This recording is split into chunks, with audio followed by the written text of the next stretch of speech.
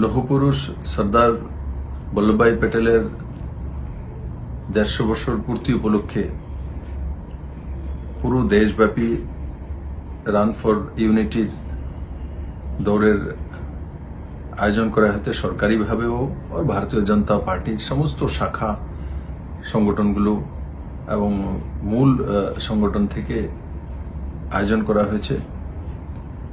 সর্দার বল্লভভাই প্যাটেল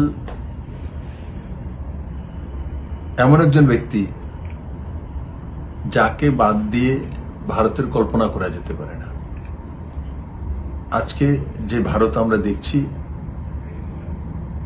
তাকে এক জায়গায় আনার সবচেয়ে বড় কাজটা যদি কেউ করছে সেটা তৎকালীন গৃহমন্ত্রী এবং উপপ্রধানমন্ত্রী সর্দার বল্লভভাই প্যাটেল ও বিনা রক্তপাতে ছোট ছোট রাজবাড়াগুলিকে একসঙ্গে নিয়ে এক সুন্দর ভারতের রচনা সর্দার বল্লভভাই প্যাটেলের এক শক্তিশালী মানসিকতার পরিচয়। আজ নরেন্দ্র ভাই মোদীর নেতৃত্বে দেশ আর্থিকভাবে হোক, সামাজিকভাবে হোক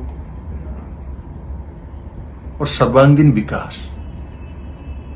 সর্বজনের বিকাশ, সেই দিশাতে কাজ করছে। সর্দার বল্লভভাই প্যাটেলের যে স্বপ্ন,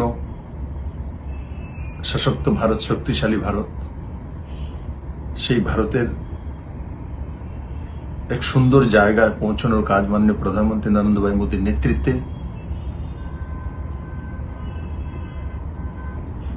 এক সুন্দর জায়গা ভারত পৌঁছেছে। আর আজকের দিনে মাননীয় প্রধানমন্ত্রীজির যে দূরদর্শিতা, নবরাত্রা থেকে দেওয়ালি পর্যন্ত জিএসটিতে যে রিডাকশন উনি করে দিয়েছিলেন, তাতে বড় মাত্রায় ভারতীয় বাজারে বিক্রয়ের যে মাত্রা, ক্রয়ের যে মাত্রা বড় অংশের বেড়েছে এবং তার তথ্যসহ রিপোর্ট এসছে।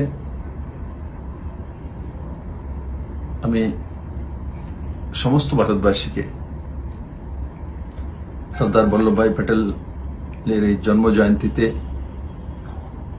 সবার কাছে আশা করব সর্দার বল্লভভাই প্যাটেলের জীবনী হোক, ওনার কার্যশৈলী হোক, ওনার দৃঢ় মানসিকতা হোক, সেগুলো যাতে আমাদের পরিবার, সমাজ এবং আমাদের নিউ জেনারেশন আলোচনার মাধ্যমে, চর্চার মাধ্যমে সেগুলো আমরা পৌঁছতে পারি। সেই দিশায় সবাই যাতে কাজ করি, কারণ সশক্ত ভারত সশক্ত ব্যক্তিত্বের কল্পনা না করে করা যেতে পারে না। আর সেটাই হবে সর্দার বল্লভভাই প্যাটেলের জন্ম জয়ন্তীর সবচেয়ে বড় উপহার।